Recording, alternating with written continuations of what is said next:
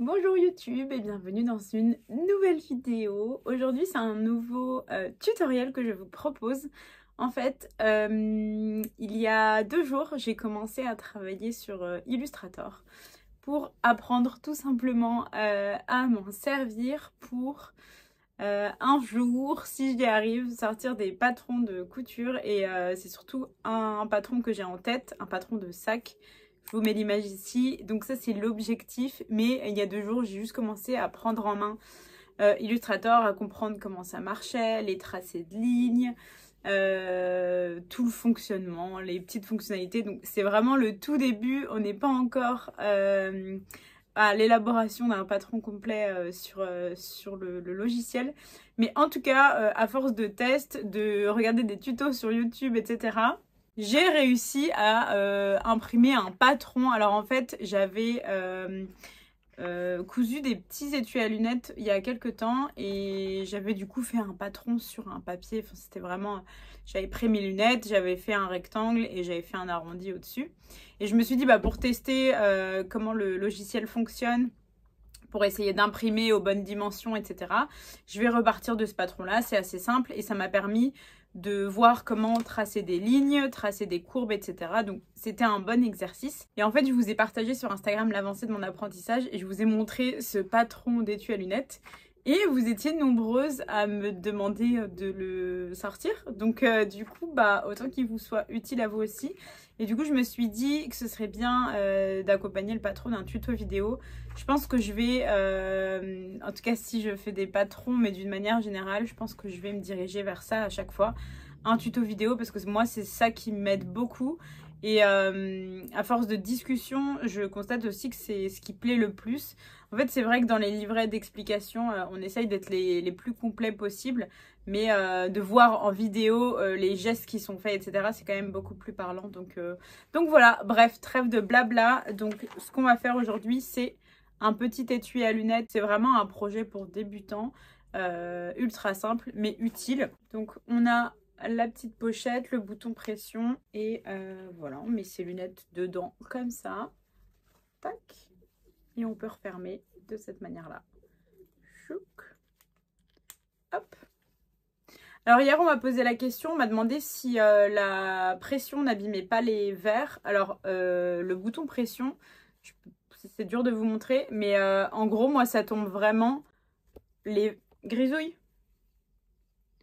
Il y a Grisou. Bah, Grisou qui tape sur le trépied. Alors moi, le bouton pression, il arrive vraiment au milieu. Donc il touche pas les verres. En gros, il arrive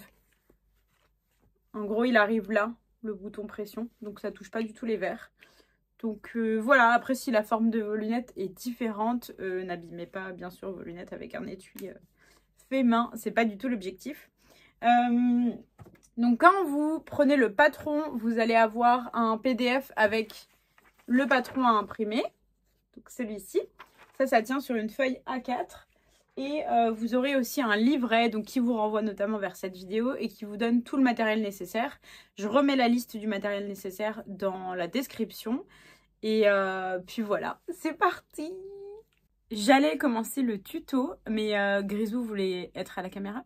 Non, plus sérieusement, je vais commencer le tuto, mais je voulais juste préciser un dernier truc. Parce que parfois, j'ai tendance à ne pas lire les PDF lorsque j'achète un patron. Faites juste bien attention au moment de l'impression du patron. Vous avez, j'ai mis dans le PDF, il faut bien sélectionner taille réelle ou échelle personnalisée en mettant l'échelle à 100%. Parce que souvent, les imprimantes ont tendance à mettre une échelle personnalisée à 95, 96, 97%. Ce qui du coup diminue la taille du patron. De toute façon, il y a une petite échelle... Enfin, une règle de mesure sur le patron pour que vous puissiez vérifier que c'est imprimé à la bonne taille. Mais voilà, juste cette dernière précision. Et voilà, du coup, je peux commencer. Donc pour cette version, on va partir sur une version avec un tissu Vichy. Donc il vous faut un tissu extérieur. Donc moi, j'ai pris du Vichy. Il vous faut de la ouate et un tissu pour la doublure. Moi, j'ai pris du tissu blanc, tout simplement. Il vous faudra aussi une étiquette si vous voulez en ajouter une. Donc ça, c'est facultatif. Et des boutons pression. Donc moi, j'ai des pressions sans pince. C'est vraiment magique, vous allez voir, c'est trop cool. Sinon, vous pouvez aussi trouver des pressions avec pince. Et sachez que sur Leboncoin, Vinted, etc., il y a vraiment des dizaines et des dizaines de kits de pression avec des pinces. Donc si vous voulez en acheter, il y en a vraiment beaucoup de seconde main. Et sinon, moi je les ai achetés sur le site de Bohin et je vous mets le lien en description. Et d'ailleurs, vous avez moins 15% avec mon code promo, donc si jamais, ça peut valoir le coup. Mais sinon, vraiment, privilégiez la seconde main. Il y en a beaucoup sur Vinted et Leboncoin avec les pinces. Donc voilà, c'est parti. Alors, la première étape, on va mettre notre tissu doublure de côté. Et on va prendre la ouate et le tissu extérieur. On va poser le tissu extérieur envers contre la ouate. Donc ça, c'est l'endroit vers nous. Et on va venir épingler tout autour.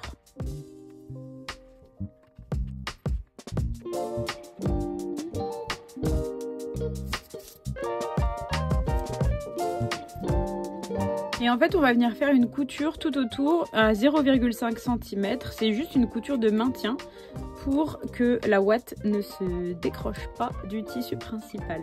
Alors, pour les coutures de ce type, moi, j'allonge toujours mon point à 5. En gros, je mets la plus longue longueur de point. Comme c'est pas une couture de maintien, c'est pas très grave et ça va un peu plus vite du coup pour faire ce genre de couture. Donc voilà, si jamais vous pouvez aussi le faire. Donc là, on va coudre à 0,5 tout autour.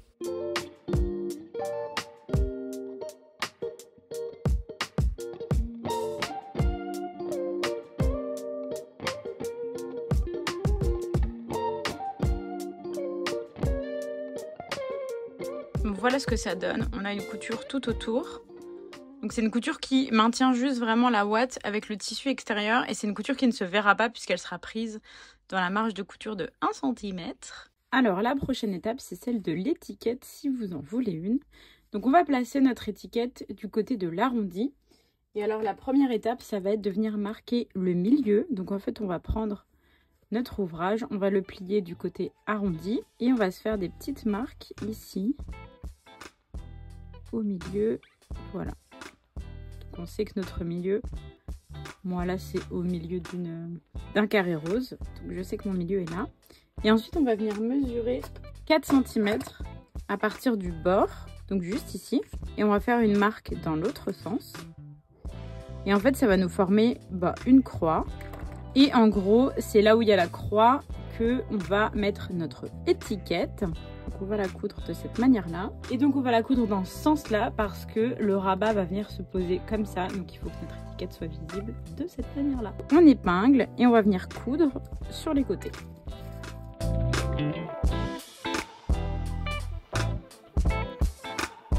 Alors n'oublie pas de remettre une longueur de point normale. Donc moi je mets toujours 3. Et bien sûr, petite précision, moi je mets l'étiquette à 4 cm de haut. Mais ça, vous pouvez toujours moduler. Il faut juste bien penser au fait qu'on aura le bouton pression ici. Mais en fonction de la taille de votre étiquette et de l'esthétique que vous voulez, vous pouvez bien sûr la mettre un tout petit peu plus bas. C'est pas du tout un problème. Donc on peut coudre l'étiquette. On n'oublie pas le point arrière à chaque fois.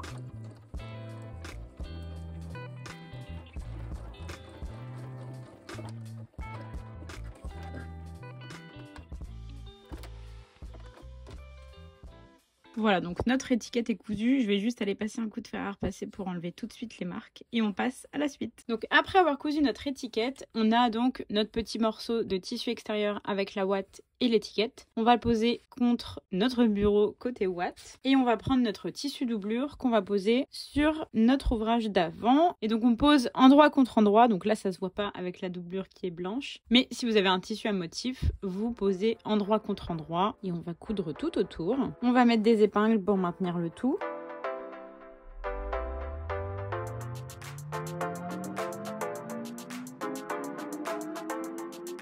Et sur l'un des côtés, on va venir faire quelques marques. En fait, on va se mettre au milieu. Donc ça, c'est vraiment indicatif. C'est pas grave si vous n'êtes pas vraiment au milieu. C'est pour laisser une ouverture, mais après, on va venir surpiquer. Donc, c'est pas très grave. En tout cas, on va laisser une ouverture de 8 cm. Donc, on fait 2 marques. Une à 0 et une à 8 cm. Comme ça. Et pour que ce soit plus visuel, on va faire ça. Et en gros, entre ces 2 marques-là, ça va rester ouvert. Et on va venir coudre tout autour. à 1 cm. Alors, on a notre ouvrage comme ça, l'arrondi vers le bas. On va commencer par cette ouverture ici.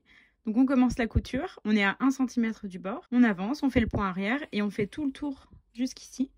Et on s'arrête à la deuxième marque en n'oubliant pas le point d'arrêt.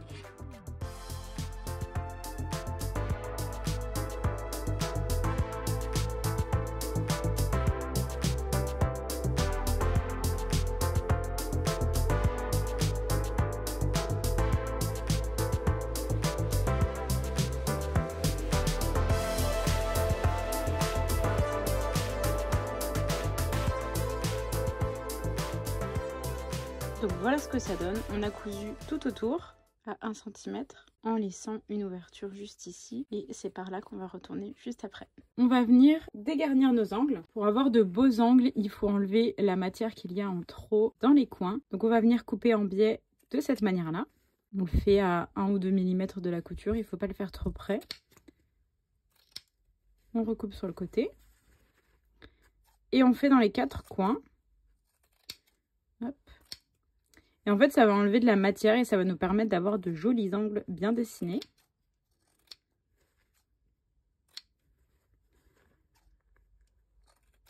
Hop.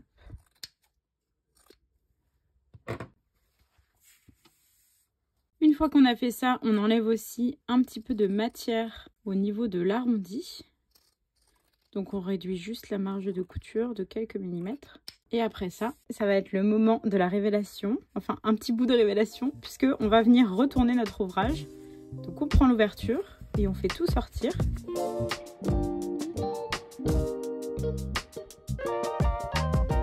Donc on pousse bien dans les coins.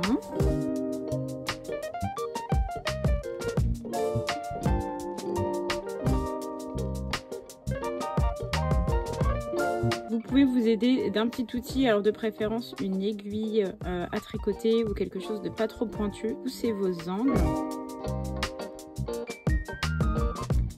Et donc voilà ce que ça donne. On va aller repasser tout ça pour que ça conserve une belle forme et on va ensuite coudre tout autour. Voilà ce que ça donne une fois qu'on a repassé. Et vous voyez le fait d'avoir dégarni les angles et réduit la marge de couture sur l'arrondi, ça permet d'avoir un bel arrondi et de beaux angles bien marqués. Donc là il nous reste l'ouverture. En fait on va venir épingler.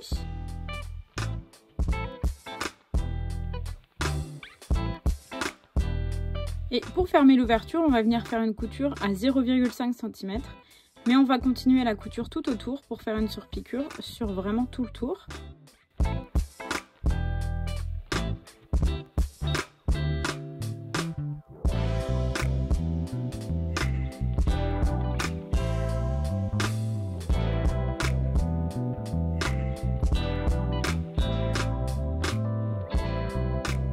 Voilà, on a tout surpiqué. On va venir juste passer un coup de fer à repasser histoire d'aplatir un petit peu notre couture. Et après, on va faire la dernière couture. Alors, pour la dernière étape, on va reprendre notre stylo friction. Donc, on a notre ouvrage. On pose le côté arrondi vers le haut. On va prendre 1 mètre et on va venir marquer des petits crans à 4 cm à partir du haut, de ce côté-là et de ce côté-là ici aussi. Donc, vous voyez, vous marquez 4 cm à partir de la pointe ici. Et à partir de l'autre pointe jusqu'ici. En fait, ça va nous permettre de savoir où est-ce que le repli s'arrête pour ensuite refermer notre petite pochette. Donc, on va venir replier juste ici. Donc, on s'arrête juste au pli. On va mettre des petites pinces.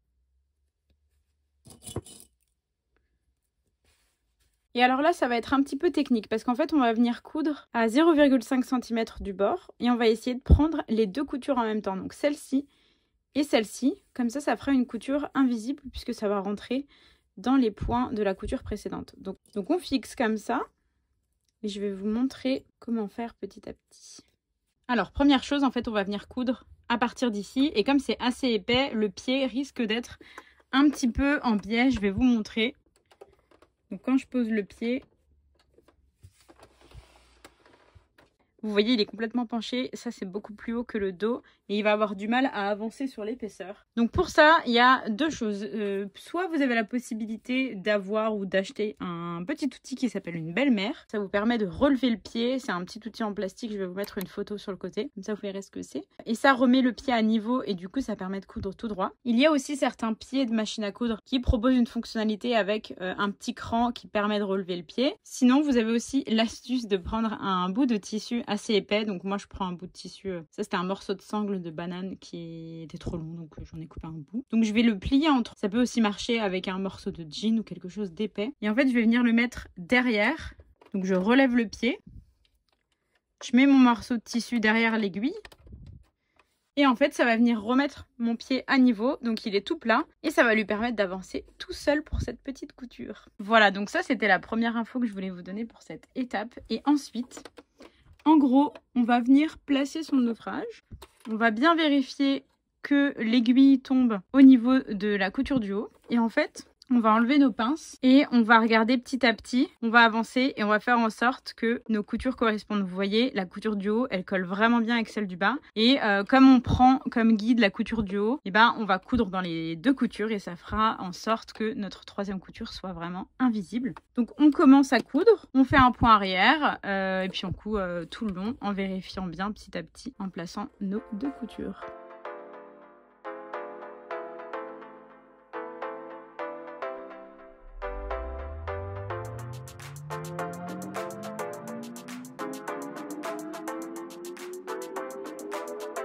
On fait la même chose de l'autre côté.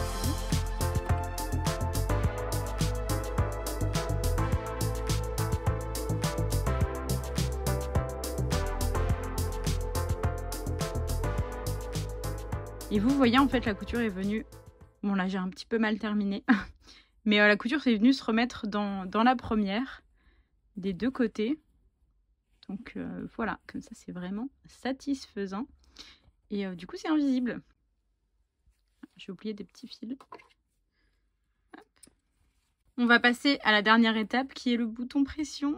Avant de poser le bouton pression, on va bien aller repasser ces coutures-là et repasser aussi le rabat pour que ça tombe vraiment correctement, pour qu'on ne fasse pas d'erreur au niveau du bouton pression. Donc pour le repli, bah, vous repliez en fait au niveau de la couture.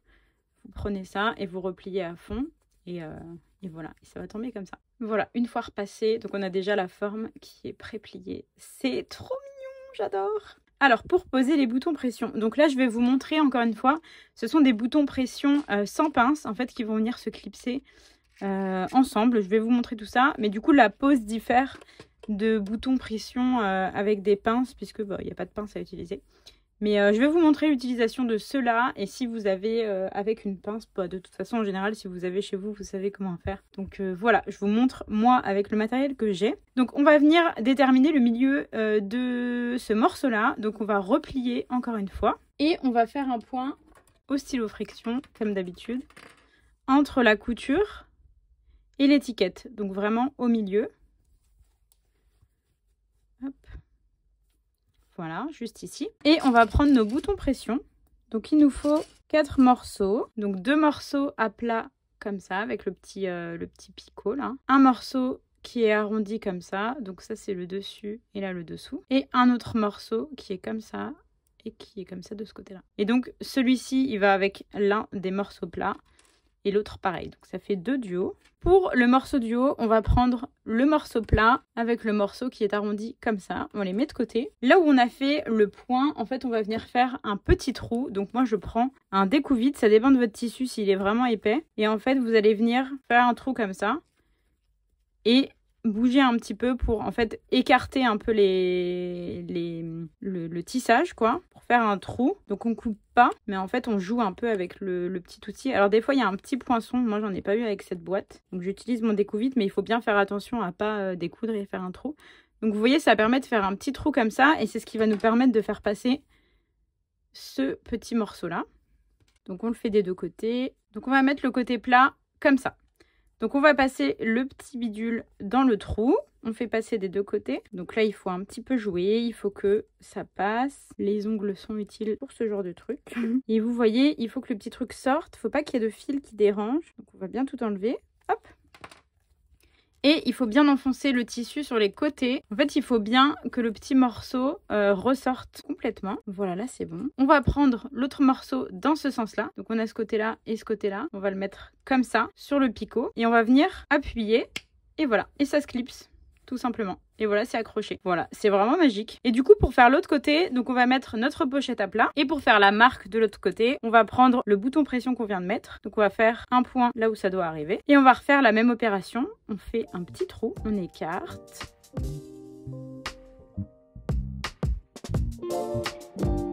Et donc là, on va faire dans l'autre sens. On va prendre le morceau qui est plat et on va le mettre dans ce sens-là pour que le picot ressorte vers l'extérieur ici. Donc là, le côté plat. Et là, on essaye de faire ressortir le picot de l'autre côté.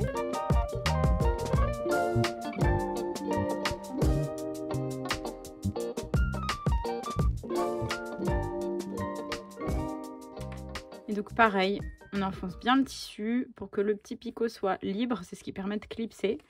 Et on va prendre l'autre morceau dans ce sens-là qu'on va poser comme ça. Et là, c'est pareil, on appuie, hop, et c'est clipsé, tout simplement. Alors, je crois que sur le site Bohin, ils appellent ça des pressions magiques, parce que c'est vraiment magique.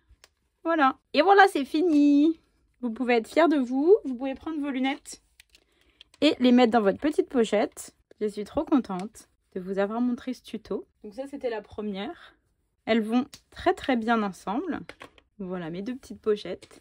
On en a terminé avec ce petit tuto. J'espère que c'était assez clair, que ça vous sera utile aussi. Parce que moi, j'ai fait pas mal d'étuis à lunettes cet été. Et c'est un joli cadeau de soit d'anniversaire, soit un petit cadeau de Noël. Ça peut être cool de commencer à les préparer. Il n'est jamais trop tôt. Parce que souvent, on arrive au mois de novembre et on n'a rien préparé et on veut tout coudre et c'est la catastrophe. Mais voilà, c'est un projet assez rapide, assez facile. Idéal pour les débutants ou les non-débutants qui veulent faire un petit projet, un petit cadeau ou même pour soi-même. Voilà, si vous avez la moindre remarque, vraiment n'hésitez pas. S'il y a des points d'amélioration, des questions, n'hésitez pas à me les donner en commentaire. Voilà, encore une fois, j'espère que ça vous plaira. Merci pour votre engouement, parce qu'en fait... Bon, j'avais fait ça pour tester, comme je vous disais, avec Illustrator et tout. Mais si ça peut vous être utile, bah, c'est trop cool. Merci pour tous vos mots à chaque fois. Vous êtes vraiment trop chou. Ça me fait trop plaisir. Ça me motive trop. Donc, merci beaucoup, beaucoup. Et voilà, n'hésitez pas si vous avez des questions ou des remarques ou n'importe quoi. Je m'en vais faire d'autres étuis à lunettes. Je vous remercie en tout cas d'avoir regardé la vidéo. Et puis je vous dis à très bientôt pour, j'espère, le patron du sac demi-lune.